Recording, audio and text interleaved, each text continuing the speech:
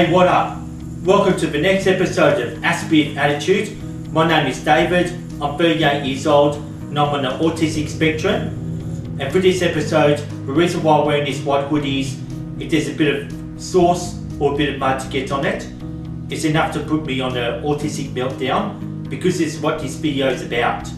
Firstly, I gathered up my concrete information from a UK autistic website called National Autistic Society. So I'll be putting these into my own words. Yeah, I just needed all the concrete information from a decent autistic website just to back me up. So, what is an autistic meltdown? An autistic meltdown is a response to an overwhelming situations. It's when people on the spectrum respond in loss of behavioural control. It could be from screaming, hurting themselves, breaking things, attacking people around them, or throwing objects around. Once an Aspie hits meltdown point, they totally lose it. And it takes some time for Aspies to regain self-control.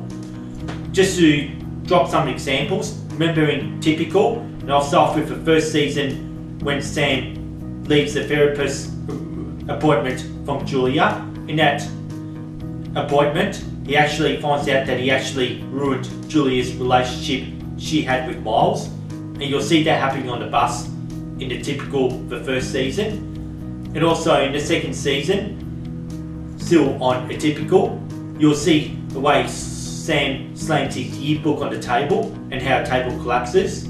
That's him going on a meltdown. And also there's another film on Netflix called Heartthrob, also played by Kia Gilchrist. The same actor who plays Sam in the Typical, and also he plays as an autistic role. In his film Heartthrob, this features a lot worse autistic meltdown than a Typical, and it's a very, very, very dark meltdown in Heartthrob. And now, why do Aspies have meltdowns? Autistic people have their meltdowns from sensory overload. It's caused by areas such as sound, light, smell and touch, as I've stated in episode 20.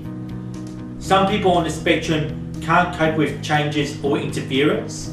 Like their belongings being touched and interfered can occur from frustrations, or when a person with autism have no control over a situation. Perhaps they can't cope with rivalries. And meltdowns are triggered by fear, anger, sensory overload, frustration, damage to their belongings, anxiety and unpleasant changes.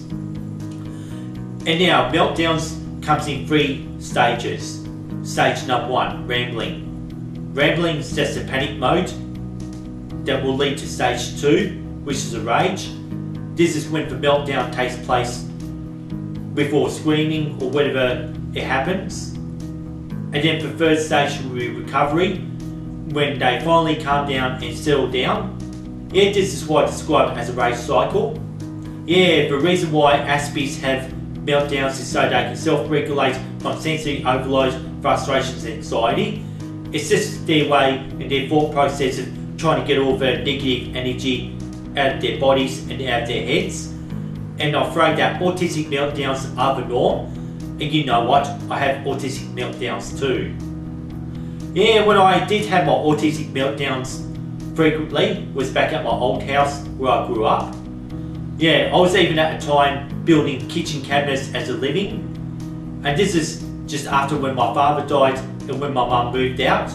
I had spent 6 months living in my childhood home all by myself. And then without a choice, I had to share my childhood home with other people. And I can only cook my own meals in nice, clean, tidy, empty kitchens.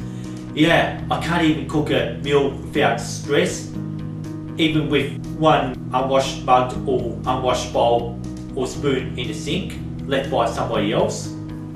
It seemed like if the kitchen was clean and tidy, someone else maybe share the kitchen, and often this person will have no consideration for space. It will just constantly get in my way, since we had a very small kitchen back at my childhood home. I just totally needed to self-regulate to be all by myself in a clean, tidy kitchen to go for an evening without a meltdown, since used to be a long day at work and still is today. If there were piles of dirty dishes left by somebody else. Yeah, I was made by other people living in my own home to cook my meals in an untidy kitchen. That has completely put me on a sensory overload. And I do go through a lot of meltdowns. So that's enough of a story now. And this is just before I wish to sign off. I urge all parents raising autistic children not to film their meltdowns and publish them on YouTube. What happens here is this misrepresents what being autistic is all about. The wrong people who watch these meltdown videos takes it all the wrong way. They could take it as laughing matter, and it does attract a lot of ableism. And parents filming their autistic kids on a meltdown will embarrass them, especially if it's done without any consent of their autistic children. And I would like to urge all parents to stop, and I consider this to be bad parenting if they do this to their autistic children. And any autistic kids who have meltdowns don't deserve this emotional torture that parents like to put their kids through. Like, it's worse than actually trying to film your kids sitting on the toilet, which is actually just so wrong. And before I like to sign off, yeah, just definitely always need my fidget spinner just to help me get through this video. And always like to say peace and see you in the next video.